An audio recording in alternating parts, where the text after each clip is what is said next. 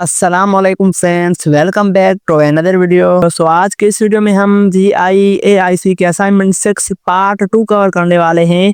इस वीडियो में हम सीखेंगे किस तरह ऑब्जेक्ट ओरिएंटेड प्रोग्रामिंग का class method and class variable काम करता है। अगर आपने पार्ट 1 नहीं देखा है तो इस चैनल पे आप जाकर पार्ट 1 कवर कर सकते हैं। और चलते हैं वीडियो की तरफ, लेट्स गो।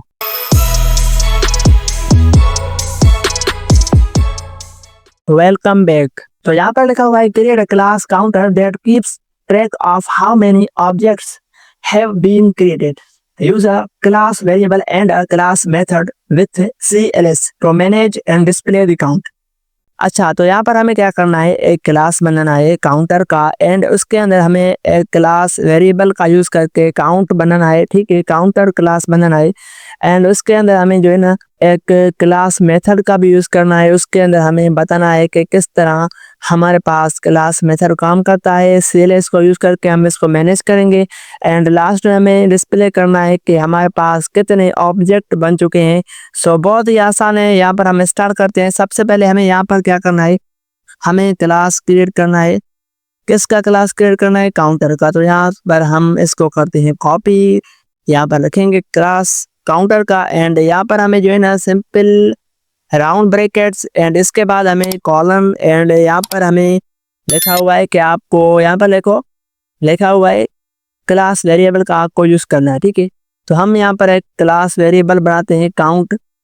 ठीक है, इसके अंदर हमें फिलहाल जो इसकी वैल्यू होगी 0 रखते हैं, इनिशियल वैल्यू। ठीक है, उसके बाद हमें क्या करना है, हमें बताना है कि आपको जब एक क्लास क्रिएट हो तो उस क्लास की हेल्प से जो ये काउंटर लिखा हुआ है 0 वो इंक्रीमेंट हो जाए। ठीक है, उसके बाद हमें लास्ट में जो काम करना है वो मैं आपको बताता हूँ। फिलहाल हम यहाँ पर तो यहाँ पर हम लिखेंगे इनिट एंड इसके बाद हमें यहाँ पर क्या करना है, सेल्फ का मेथड हमें लिखना है। सेल्फ के मेथड आपको पता होगा, अगर पता नहीं है तो आपको जो है ना फर्स्ट वीडियो देखनी होगी। एंड यहाँ पर हम क्या करेंगे, हमें सिर्फ काउंटर को क्या करना है, अपडेट करना है। जब एक क्लास बनेगी तो इस काउंटर को हमें अपडेट करना है। तो काउंटर को अपडेट करने के लिए आपको सिंपल आप इस तरह कर सकते हो को यहाँ पर देखो, हमारे पास काउंटर है एंड उसके अंदर एक वेरिएबल है, क्लास वेरिएबल, इसको हम कहते हैं क्लास वेरिएबल। ठीक है, तो यहाँ पर हम डॉट लगाकर इस काउंट को करेंगे अपडेट।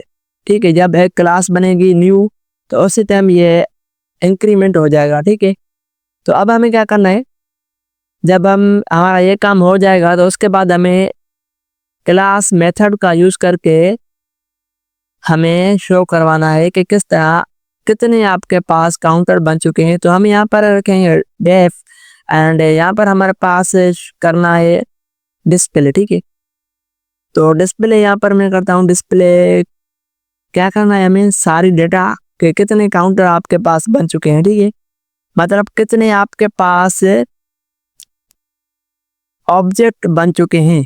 तो यहाँ पर मैं एक सिंपल सा वही फंक्शन होगा इस तरह, लेकिन यहाँ पर हमें CLS का यूज करना है क्लास मेथड का। ठीक है, अब देखो हमें पता है कि जो सेल्फ है वो क्या करता है, रेफर करता है कंस्ट्रक्टर को। ठीक है, इसको एंड सारी डेटा वो लेन देन करता है, मतलब रेफर करता रहता है। अब यहाँ पर बात आती है कि CLS क्या करता है। CLS का मतलब है कि वो पूरे क्लास को अपने आप में लेता है एंड रेफर करता रहता है। हम CLS को यूज करके इस क्लास की मेथड को अपडेट कर सकते हैं एंड इस पूरे क्लास को रेफर कर सकते हैं। ठीक है, बस सिंपल सा मेथड है, इसको हम कहते हैं डिकोरेटर। ठीक है, तो यहाँ पर हम लिखेंगे क्लास मेथड एंड इसको सिंपल हमें लिखना होगा क्लास मेथड इस तरह। ठीक है, उसके बाद हमें क्या करना है, हमें सिंपल यहाँ पर लिखना है CLS।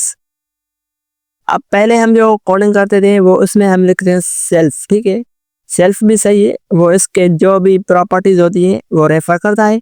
एंड अब CLS क्या करता है, सिंपल अल्फाज में पूरा का पूरा क्लास रेफर करता है। ठीक है, यहाँ पर हम करेंगे प्रिंट एंड प्रिंट के अंदर हमें सिंपल लिखना है कि आपको जो है ना जो शो करना है, पूरी डेटा हमें शो करनी है। तो F स्ट्रिंग के अंदर मैं लिखता हूँ टोटल, यहाँ पर हम लिखेंगे टोटल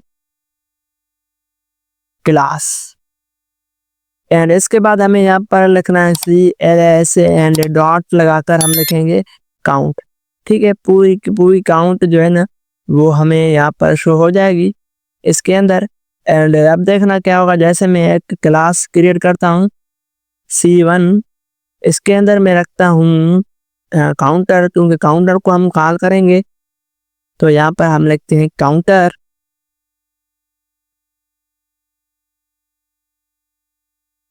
इसको ही कॉपी करके हम यहाँ पर आकर इसको पेस्ट करते हैं ताकि स्पेलिंग मिस्टेक ना हो। एंड यहाँ पर हम करेंगे इसको कॉल। जैसे ये कॉल होगी उसके बाद देखो, जब मैं इसको जो है ना C1 करके या फिर मैं इसको किस तरह प्रिंट करा सकता हूँ, सिंपल तरीका है आपको जो है ना यहाँ पर इसको कॉल करना है डॉट लगाकर, एंड डिस्प्ले को आपको क्या करना है, सिंपल इसके पास यहाँ पर पेस्ट करना है। ठीक है, एंड इसको जो है ना आप इस तरह कॉल कर सकते हो। अब देखो, जैसे ही मैं इसको कनेक्ट करता हूँ रिकनेक्ट हो जाएगा, एंड देन इसका जो आउटपुट आने वाला है वो आने वाला है काउंट, जो वैल्यू होगी वो होगी 1, क्योंकि एक क्लास हमारे पास ऑलरेडी बन चुकी है। तो यहाँ पर जो हमारे पास प्रिंट होने वाला है वो होने वाला है 1। ठीक है, एंड इस तरह हम जैसे जैसे न्यू क्लास बनाते जाएंगे, ऑब्जेक्ट बनाते जाएंगे, एंड उसकी जो अपडेटेड वैल्यू आएगी वो इस तरह इंक्रीमेंट होकर आएगी। एंड देन क्लास का मेथड भी हमें समझ आ गया कि किस तरह क्लास का मेथड किसको रेफर करता है, क्लास को रेफर करता है। एंड सेल्फ क्या करना है, सेल्फ आप सबको पता होगा कि सेल्फ जो है ना प्रॉपर्टीज को रेफर करता है। ठीक है, तो इस तरह मैं इसको करता हूँ प्रिंट, एंड देन हम देखेंगे इसको इसका आउटपुट। अच्छा, तो यहाँ पर देखो टोटल क्लास 1, मतलब कि एक क्लास हमने यहाँ पर बनाया, तो यहाँ पर देखो इंक्रीमेंट हो गया। ठीक है, एंड देन अगर हम दूसरा क्लास बनाते हैं तो हमारा ये जो लिखा हुआ है इसको हम यहाँ पर कॉपी करते हैं, तो देखना होगा क्या कि क्लास 2 हमारे पास बन जाएंगे। एंड इसका नाम मैं फिलहाल रखता हूँ क्लास 2। एंड यहाँ पर हमारे पास जो आंसर आएगा वो आएगा क्लास, टोटल क्लास 2 बन गई है। बस सिंपल है, बहुत ही आसान। बस यही था आज का टास्क। सो मिलते हैं नेक्स्ट वीडियो में, तब तक के लिए अल्लाह हाफिज।